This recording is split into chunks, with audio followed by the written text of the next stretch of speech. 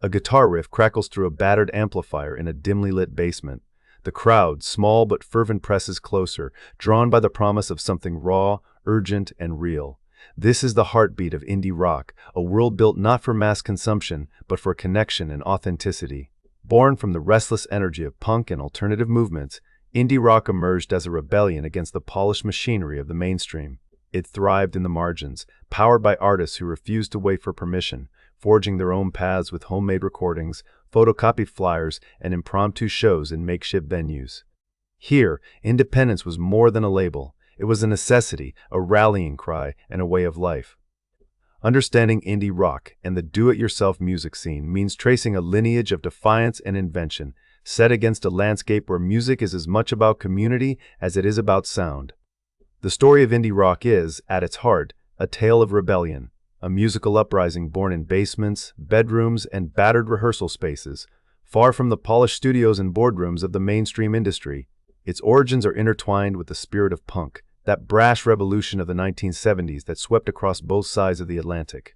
Punk's arrival was more than just a new sound. It was a rupture, a challenge to the status quo, an assertion that music could belong to anyone with something urgent to say and the nerve to say it, regardless of technical skill or commercial appeal. From the beginning, punk was about more than just three chords and a sneer. Bands like the Sex Pistols and the Clash did not only rail against the establishment with their lyrics, they embodied a do-it-yourself ethos that encouraged anyone, anywhere, to pick up an instrument and express themselves. This attitude became a cornerstone of indie rock. The idea was simple but radical. If the mainstream music industry would not open its doors, musicians could build their own. The result was a surge of creativity as artists took control of their music, their message, and their means of distribution. In England, the late 1970s saw this independent spirit take tangible form. The Buzzcocks' decision to self-release their Spiral Scratch extended play in 1977 is widely considered a defining moment. This record, produced and distributed without the backing of a major label, is often cited as the first true indie album. The move sent ripples through the underground, signaling to other artists that it was possible to bypass the gatekeepers and get music directly into the hands of listeners. In this moment, the term indie, short for independent, entered the musical lexicon, first in Manchester and then across the United Kingdom and beyond. Even as punk's first wave burned brightly, it quickly began to fragment and evolve. By the late 1970s and early 1980s, new scenes were emerging in unlikely places: Athens, Georgia, Leeds, Manchester, Seattle, and New York City, among others. These local scenes nurtured bands who took punk's raw energy and anti-establishment attitude, but experimented with new sounds and forms. This era saw the birth of post-punk, a genre that retained punk's urgency but ventured into more experimental territory. Post-punk bands drew on a wider range of influences, often incorporating visual art, multimedia performances, and a broader array of instrumentation and themes. They also established independent record labels and produced fan magazines, further strengthening the underground's infrastructure. The post-punk movement gave rise to some of indie rock's most significant influences. The Velvet Underground, though predating punk's explosion, played a crucial role with their melodic yet unconventional approach to rock music. Joy Division, with their dark, atmospheric sound, helped carve out space for introspection and emotional complexity in underground music. Other bands like the Desperate Bicycles and television personalities in the United Kingdom, and the groups associated with the Dunedin sound in New Zealand, contributed to a growing network of musicians dedicated to independence and experimentation. As the 1980s began, the boundaries of indie started to blur and expand. What had started as a practical necessity, not being signed to a major label, evolved into an ethos. Indie became an umbrella term, encompassing a wide variety of bands and sounds, all united by a commitment to self-determination and authenticity. Bands like the Smiths, the Pixies, Dinosaur Jr., and Violent Femmes pushed the genre forward, each adding their own twist to the evolving soundscape.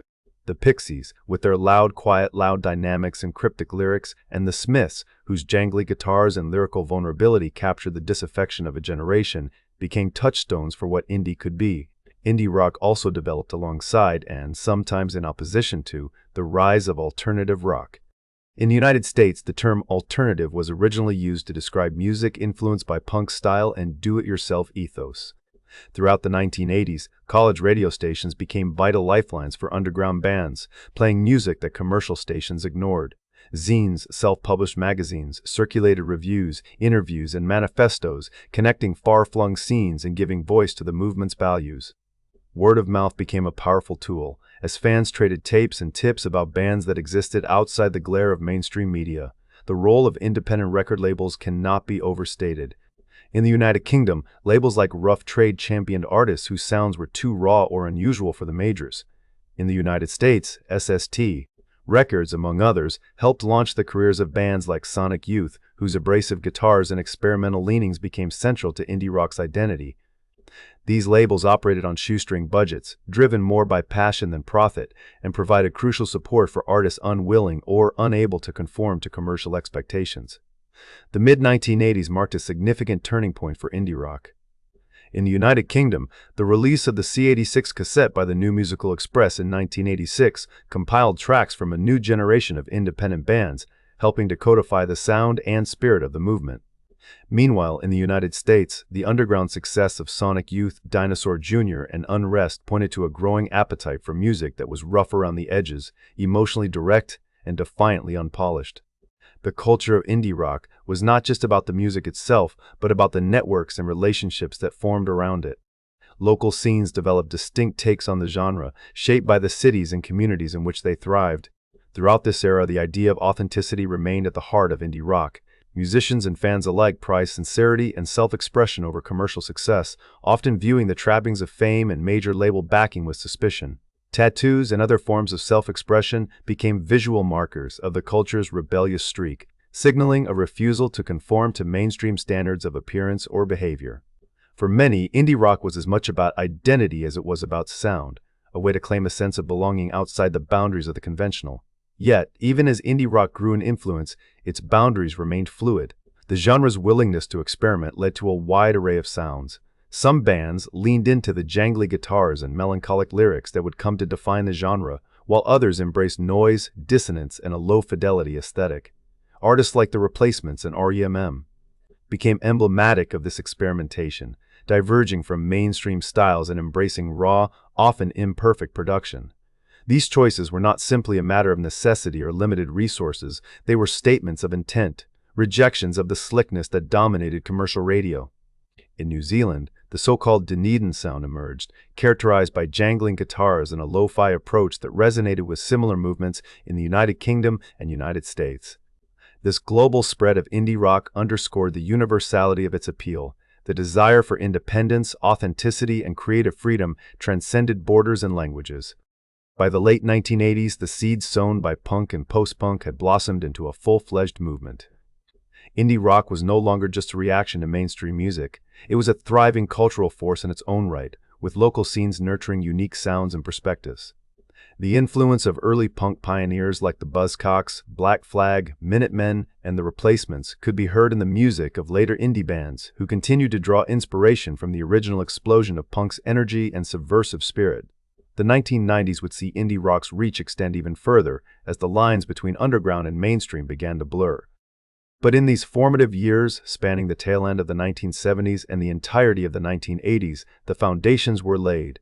Musicians forged new paths not just in sound, but in the very shape of the music industry itself, proving that independence was not only possible but fertile ground for innovation and connection. The legacy of these early years is evident in the enduring values of indie rock, a commitment to authenticity, a willingness to challenge norms, and an unshakable belief in the power of the do-it-yourself spirit.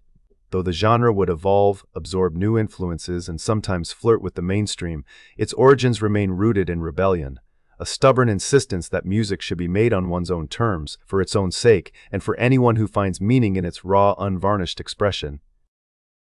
In the world of indie rock, the do-it-yourself ethic is more than a set of practices. It is a living philosophy, a quiet yet persistent rebellion against the constraints of mainstream culture. This ethos, often called do-it-yourself, goes deeper than a preference for gritty sound or unconventional fashion. At its core, do-it-yourself is about agency, the power of musicians and fans to create something authentic together, beyond the reach of corporate interests. Over the decades, this ethic has shaped the music, the business, and the community of indie rock, cultivating a space where new voices and ideas can flourish. The roots of do-it-yourself in music stretch back far beyond the birth of punk or even rock and roll. The urge to make music independently, on one's own terms, is a constant throughout human history. From ancient folk traditions to the explosion of the blues in the 19th century, people have always found ways to create and share music without waiting for permission or patronage. What changed in the late 20th century was the scope and visibility of this impulse, as technological advances and shifting social norms gave rise to a new generation of musicians determined to take control of their art. By the 1970s and 1980s, the music industry had become a tightly guarded fortress, dominated by a handful of corporations that dictated what was recorded, released, and promoted. For many artists, especially those whose music or identities did not fit the mold, the barriers to entry seemed insurmountable. In response, a wave of musicians began to produce, record, and distribute their own music, often starting in garages or makeshift studios. What began as necessity quickly became ideology, a refusal to let commercial pressures dictate creative choices, and a commitment to building something different, something freer. Punk rock was instrumental in popularizing this ethos. Bands shut out of the major label system, whether for their sound, their politics, or their refusal to compromise, learned to do everything themselves. They booked their own shows, pressed their own records, and promoted their own events, sometimes even writing and distributing their own fanzines to document the scene. This hands-on approach was not limited to punk, but punk's urgency and simplicity made it especially contagious. Soon, the do-it-yourself ethic began to spread, shaping the emerging indie and alternative rock movements. The rise of independent record labels during this era was both a cause and a result of the do-it-yourself boom. Labels like Discord, SST, and K Records became launchpads for artists eager to bypass the machinery of the mainstream. These labels were small, sometimes just a handful of friends with a post office box and a stack of 7-inch singles, but they offered something rare: creative freedom, close partnerships, and genuine respect for the artist's vision. While indie labels typically accounted for a small share of overall sales, around 20%, despite producing about 2/3 of all released titles, they became crucial incubators for new talent and ideas. Many artists began their careers on indie labels, drawn by the promise of higher royalties and the chance to work with people who valued artistry over marketability. Indie labels did not just provide a business alternative, they anchored local scenes, offering a sense of belonging and mutual support. In places as far-flung as Olympia, Washington, and Washington, District of Columbia, labels like K Records and Discord helped foster communities where musicians could experiment, collaborate, and push boundaries. The music was diverse: rock, punk, soul, jazz, blues, reggae, hip-hop, world music. But the principle remained the same: do it yourself, do it together, and do it on your own terms. As the movement grew, so did its inclusivity. The do-it-yourself scene became a haven for marginalized groups, women and people of color, who found the mainstream music industry unwelcoming or even hostile.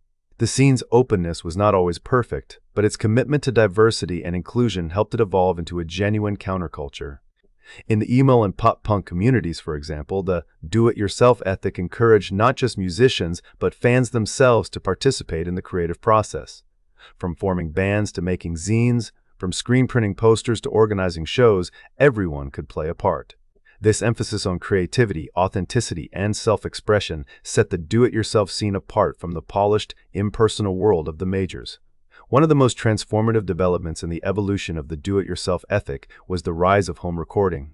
In earlier decades, recording music required expensive studio time and specialized equipment, putting it out of reach for most independent artists. But as technology advanced and costs dropped, musicians found they could set up studios in their bedrooms or basements. Essential gear: computers, digital audio workstations, audio interfaces, microphones, and a bit of acoustic treatment became increasingly affordable. Software like Pro Tools, GarageBand, Reaper, and Ableton Live allowed artists to produce tracks with professional polish, all without leaving home. This home recording revolution changed everything. Musicians no longer had to compete for limited studio slots or compromise their sound to fit someone else's vision. They could write, record, and refine their music at their own pace, experimenting with new ideas and sounds. For many, this meant a new level of creative freedom. It also dramatically lowered the barriers to entry, making it possible for virtually anyone with a laptop and a dream to make music and share it with the world. The impact of this shift was especially pronounced during the COVID-19 pandemic, when traditional studios closed and live music ground to a halt. Musicians adapted quickly, setting up home studios, collaborating remotely, and distributing their music online. What might have been a crisis instead became a catalyst, accelerating trends that were already reshaping the industry. Of course, making music is only half the battle. Getting it heard is just as crucial. Here, too, The do-it-yourself ethic has inspired constant innovation. Grassroots promotion strategies have always been central to the indie scene, from flyering and word-of-mouth to newer tactics like leveraging social media and hosting live streams. Bands collaborate with one another, sharing audiences and resources, and often support their peers by booking shows together or cross-promoting online. Social media platforms, from TikTok to Instagram, have become powerful megaphones, letting artists connect directly with fans, build communities, and grow audiences outside the reach of mainstream gatekeepers. Street team marketing, networking with other musicians, crowdfunding, and performing live remain tried and true tools. There are no official protocols for being a do-it-yourself concert promoter. The lack of rigid rules is part of the scene's charm. What matters most is self-reliance, creativity, and a willingness to hustle. Bands are encouraged to understand their audience, develop a clear persona, and find ways to stand out, whether by collaborating with other artists, engaging with their local community, or simply making music that feels true. This culture of grassroots promotion extends beyond just getting people to shows.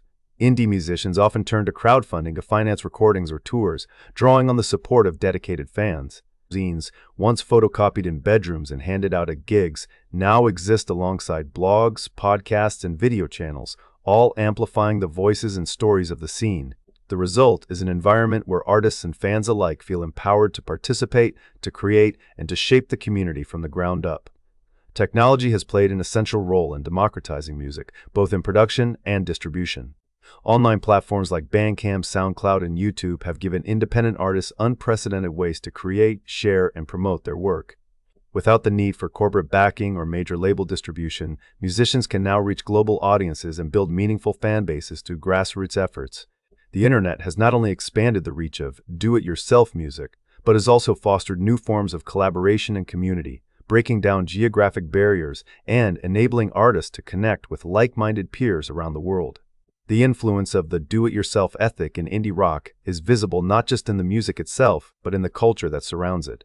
This is a world where authenticity is valued over polish, where sincerity matters more than commercial appeal. It is a place where musicians can explore new ideas without worrying about fitting into a narrowly defined market, and where fans can find not just entertainment, but belonging. Do it yourself. Musicians often earn cult followings, their influence rippling outward to inspire future generations. The impact of home recording, indie labels, and grassroots promotion has been profound, enabling artists like Sparklehorse to craft distinctive records in home studios, or bands like X to find success on independent labels. The story of the do-it-yourself ethic in indie rock is not just about music, it is about empowerment, community, and the ongoing struggle to keep art free from the pressures of commerce.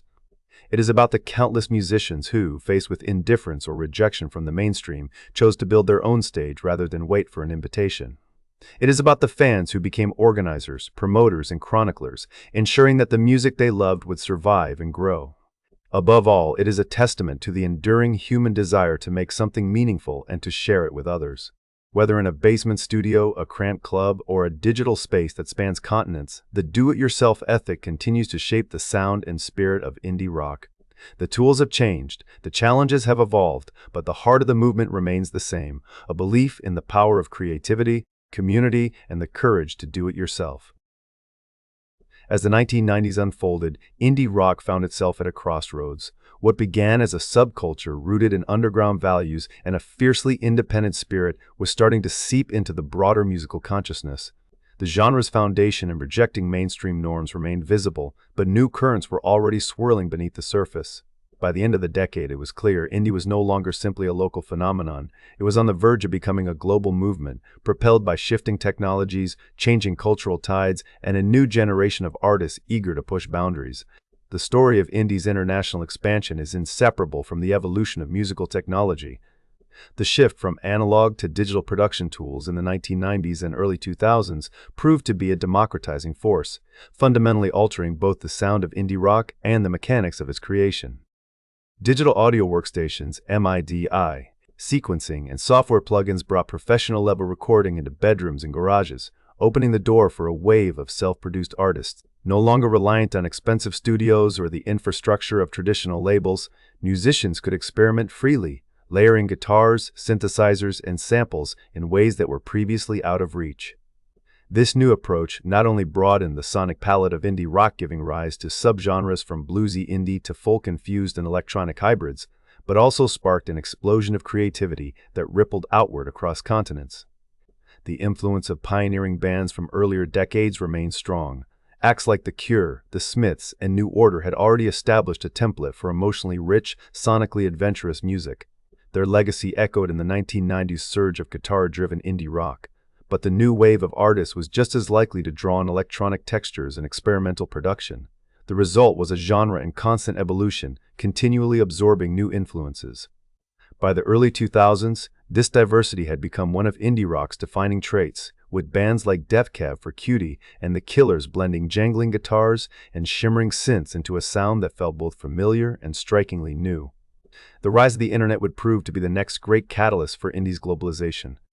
Where once a band's reach was limited by geography and the whims of local radio, online platforms shattered those barriers.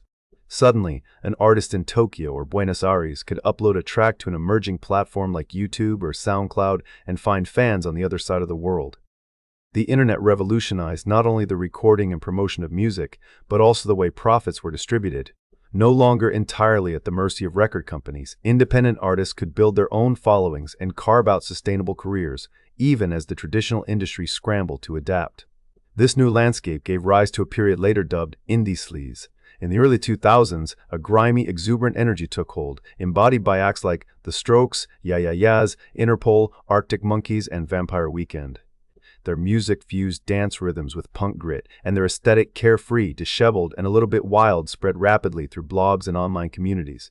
The era was marked by its rawness and sense of possibility.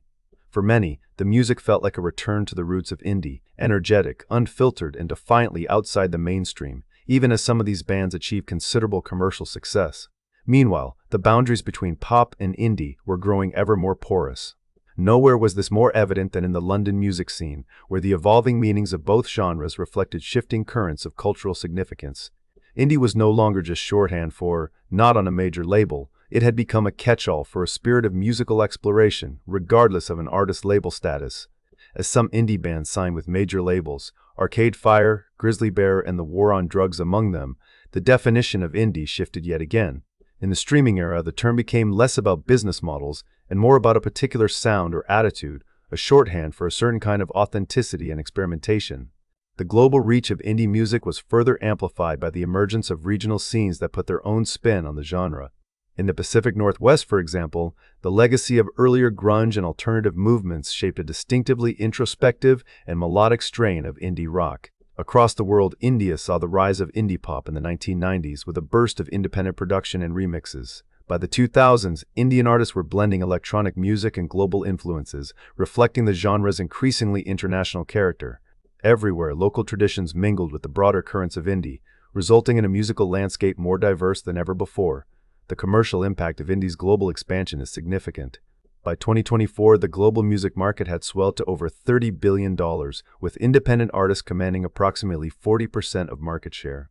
Platforms like Spotify, YouTube, and social media leveled the playing field, allowing indie musicians to bypass traditional gatekeepers and reach audiences directly. Independent music revenues grew by 16.1% in the previous year, outpacing the overall industry and signaling a profound shift in how music was made, distributed, and consumed.